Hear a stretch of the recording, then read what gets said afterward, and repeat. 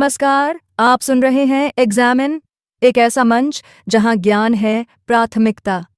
यहां हम लाते हैं आपके लिए ऑडियो बुक्स जो प्रतियोगी परीक्षाओं की तैयारी को बनाएं आसान और रोचक। चाहे बात हो इतिहास की, संविधान की या सामान्य ज्ञान की, हर विषय मिलेगा यहां साफ और सटीक भाषा में। तो तैयार हो जाइए ज्ञान की इस यात्रा में हमारे साथ जुड़ने के लिए। शुरू करते हैं आज की ऑडियो बुक सिर्फ एग्जामिन यूट्यूब चैनल पर। उस प्राचीन भारतवर्ष की मिट्टी में, जहां ज्ञान और आध्यात्मिकता की धाराएं सदियों से प्रवाहित हो रही थीं, एक ऐसे विलक्षण बालक का जन्म हुआ जिसकी आंखें भविष्य के गर्भ में छिपे रहस्यों को झांकती हुई प्रतीत होती थीं और जिसका मस्तिष्क ब्रह्मांड की जटिलताओं को समझने के लिए निरंतर उत्सुक रहता था। तक्षशिला के शांत और विद्वतापूर्ण वातावरण में, जहां वेदों के मंत्र और शास्त्रों की चर्चाएं हवा में गूंजती थीं, उस असाधारण बालक ने अपनी प्रारंभिक शिक्षा ग्रहण की।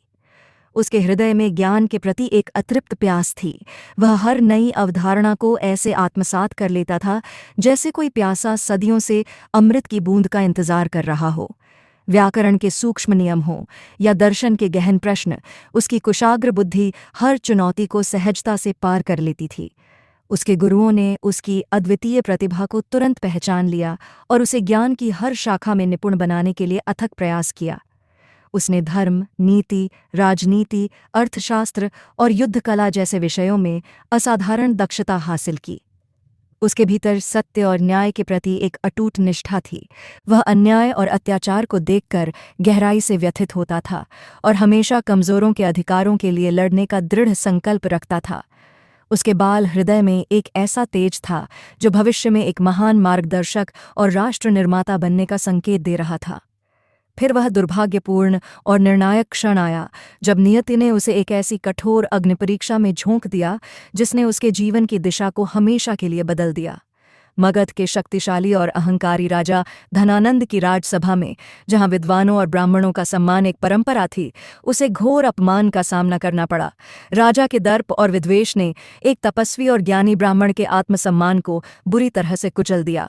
उस अपमान की पीड़ा चाणक्य के कोमल हृदय में एक गहरे और कभी न भरने वाले घाव की तरह रिसने लगी। क्रोध की एक प्रचंड ज्वाला उसकी आंखों में धधक उठी। उसके चेहरे पर प्रतिशोध की लालिमा छा गई और उसी क्षण उसके भीतर एक ऐसा संकल्प जन्मा जो इतिहास के पन्नों पर स्वर्णिम अक्षरों में अमर हो गया, नंदवंश के समूल नाश का संकल्प।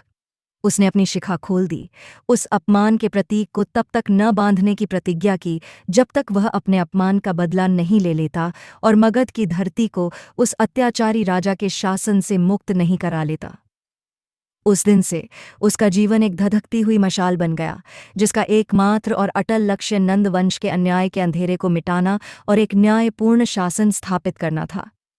उस अपमान की गहरी चोट उसके मन में हमेशा ताज़ा रही, उसे हर पल अपने लक्ष्य की ओर बढ़ने के लिए प्रेरित करती रही। अपनी प्रतिज्ञा को पूरा करने के लिए चाणक्य ने एक अत्यंत कठिन और लंबा संघर्ष आरंभ किया। उसने मगध के गांवों और शहरों की धूल भरी सड़कों पर भटकना शुरू कर दिया, साधारण लोगों के दुख दर्द को अपनी आंखों से देखा, उनके हृदय में दबी हुई पीड़ा को महसूस किया और एक ऐसे व्यक्ति की तलाश करने लगा जिसमें उसे एक नए साम्राज्य की नींव रखने की क्षमता दिखाई दे। उसकी यह खोज उसे चंद्रगुप्त नामक एक साहसी और बुद्धिमान युवक के पास ले गई, जिसमें चाणक्य को भारत के भविष्य का महान सम्राट नजर आया। चाणक्य ने उस युवा के भीतर छिपी हुई अपार क्षमता को तुरंत पहचान लिया, जैसे एक कुशल जौहरी किसी अनमोल हीरे को पहचान लेता है। उसने चंद्रगुप्त को एक कुशल योद्धा और एक न्यायप्रिय शासक बनाने का दृढ़ निश्चय किया और इस लक्ष्य को प्राप्त करने के लिए उसने अपना सर्वस्व समर्पित कर दिया।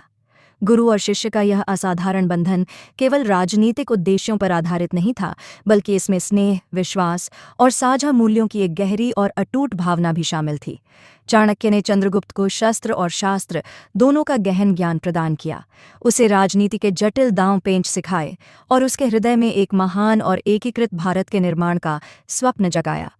उन्होंने मिलकर एक शक्तिशाली सेना तैयार की, गुप्तचरों का एक विस्तृत और प्रभावी जाल बिछाया और धैर्यपूर्वक उस अनुकूल अवसर की प्रतीक्षा करने लगे जब नंदवंश की शक्ति कमजोर पड़ जाए और मगध की जनता अत्याचार से मुक्ति के लिए तैयार हो जाए।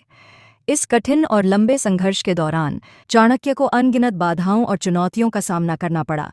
उसे अपने शक्तिशाली विरोधियों के षड्यंत्रों से बचना पड़ा, अपनी पहचान को गुप्त रखना पड़ा और कई बार अपने जीवन को खतरे में डालकर अपने लक्ष्यों को प्राप्त करने के लिए जोखिम उठाने पड़े। लेकिन उसका अटूट संकल्प कभी नहीं डिगा। उसका अपने लक्ष्य पर दृढ़ विश्वास कभी कमजोर नहीं पड़ा। अपमान की वह पहली चोट उसके मन में हमेशा ताज़ा रही, एक धधकती हुई आग की तरह जो उसे हर पल अपने लक्ष्य की ओर प्रेरित करती रही। धीरे धीरे चाणक्य की असाधारण कूटनीति और चंद्रगुप्त के अद्वितीय शौर्य ने मिलकर नंदवंश की जड़ों को हिलाना शुरू कर दिया। उन्होंने छोटे छोटे और असंतुष्ट राज्यों को अपने साथ मिलाया, मगध की पीड़ित जनता के बीच नंदवंश के अत्याचारों के खिलाफ विद्रोह की भावना को भड़काया और एक शक्तिशाली और अनुशासित सेना का निर्माण किया। चाणक्य की रणनीतियां अद्भुत थीं। उनकी बुद्धि की गहराई और उनकी दूरदर्शिता विरोधियों को हमेशा आश्चर्यचकित करती थी। वह जानता था कि कब नरम रुख अपनाना है और कब कठोर, कब साम का प्रयोग करना है और कब दंड का। उसकी कूटनीति के जटिल जाल के आगे बड़े बड़े राजा और शक्तिशाली योद्धा भी नतमस्तक हो जाते थे। उसने विषकन्याओं और धोखेबाजों का सामना किया, अपनी तीव्र बुद्धि और असाधारण दूरदर्शिता से हर खतरे को पहले ही भांप लिया और उसे सफलतापूर्वक नाकाम कर दिया। जब चंद्रगुप्त की सुप्रशिक्षित सेना मगध की वैभवशाली राजधानी पाटलिपुत्र के अभेद्य द्वारों पर पहुंची, तो चाणक्य उसके पीछे एक अटूट और अदृश्य शक्ति की तरह खड़ा था, हर कदम पर उसका मार्गदर्शन करता हुआ, जटिल रणनीतियां बनाता हुआ और अपने प्रिय शिष्य को अंतिम और निर्णायक विजय के पथ पर ले जाता हुआ।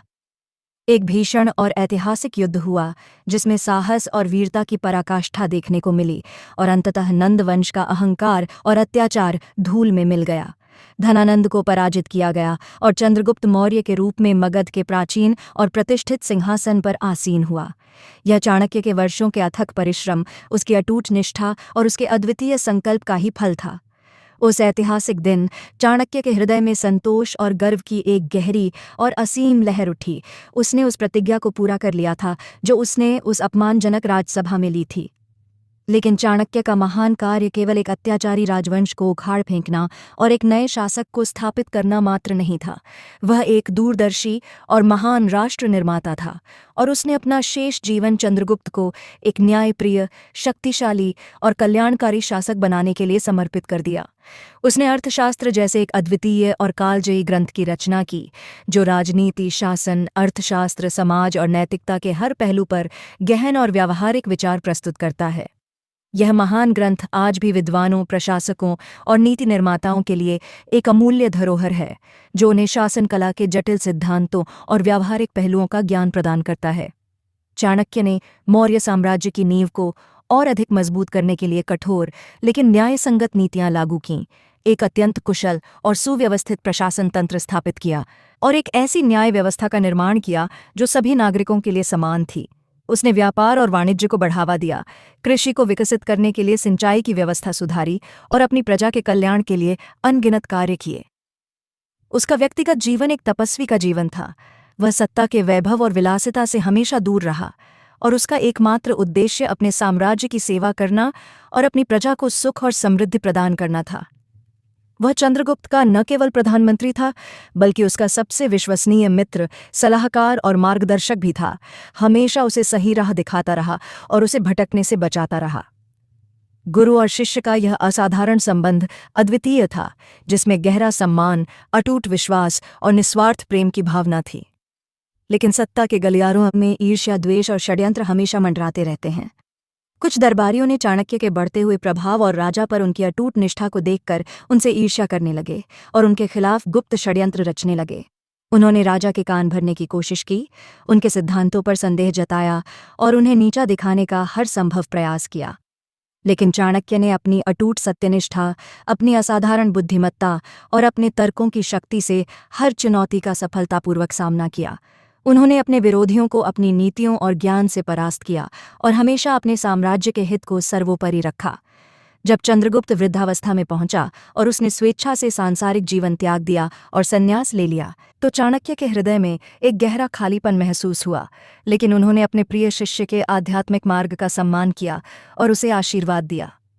बिंदुसार, चंद्रगुप्त का योग्य पुत्र, मगध का नया राजा बना और चाणक्य ने उसे भी उसी निष्ठा, समर्पण और प्रेम के साथ मार्गदर्शन दिया।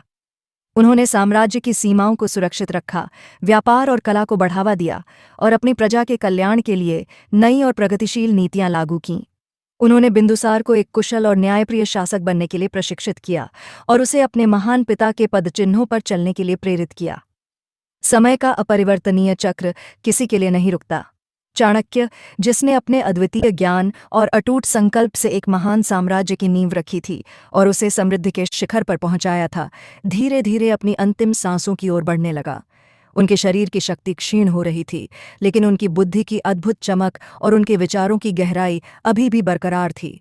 उन्होंने अपने उत्तराधिकारियों को शासन कला के महत्वपूर्ण सूत्र और साम्राज्य को स्थिर रखने के लिए आवश्यक अंतिम निर्देश दिए, और फिर एक दिन वह महान आत्मा, जिसने अपने जीवन काल में भारत के इतिहास को एक नई दिशा दी, शांत और शाश्वत निद्रा में लीन हो गई। उनकी मृत्यु से ज्ञान, कूटनीति और राजनीति के क्षेत्र में एक अपूरणीय क्षति हुई। उनका असाधारण जीवन एक शाश्वत प्रेरणा स्रोत है। उनकी अमूल्य शिक्षाएं आज भी हमारा मार्गदर्शन करती हैं, और उनका नाम भारतीय इतिहास के स्वर्णिम अक्षरों में हमेशा अमर रहेगा। वह एक ऐसा अद्वितीय व्यक्ति था जिसने अपने अपमान को अपनी असीम शक्ति में बदल दिया, जिसने अकेले ही एक शक्तिशाली और अत्याचारी साम्राज्य को चुनौती दी और उसे धूल चटा दी, और जिसने अपने अद्वितीय ज्ञान और असाधारण दूरदर्शिता से एक महान और एकीकृत भारत राष्ट्र का निर्माण किया। उनकी कहानी हमें सिखाती है कि सच्ची निष्ठा, अटूट संकल्प, प्रखर बुद्धि और निस्वार्थ सेवा की भावना से किसी भी लक्ष्य को प्राप्त किया जा सकता है और इतिहास की धारा को भी बदला जा सकता है। चाणक्य का जीवन एक ऐसा प्रकाश स्तंभ है जिसने न केवल एक साम्राज्य को रोशनी दी, बल्कि आने वाली पीढ़ियों को भी सत्य, न्याय और कर्तव्य निष्ठा के मार्ग पर चलने के लिए हमेशा प्रेरित करता रहेगा। उनकी अमर गाथा साहस, बुद्धि और कर्तव्य निष्ठा का एक ऐसा अनमोल खजाना है जो हमेशा हमारे दिलों में गूंजता रहेगा। अगर आपको ये ऑडियो बुक पसंद आई हो तो लाइक ज़रूर करें, अपने दोस्तों के साथ शेयर करें, और ऐसे ही ज्ञानवर्धक कंटेंट के लिए एग्जाम चैनल को सब्सक्राइब करना ना भूलें। आपका एक कमेंट हमें और बेहतर बनाने की प्रेरणा देता है।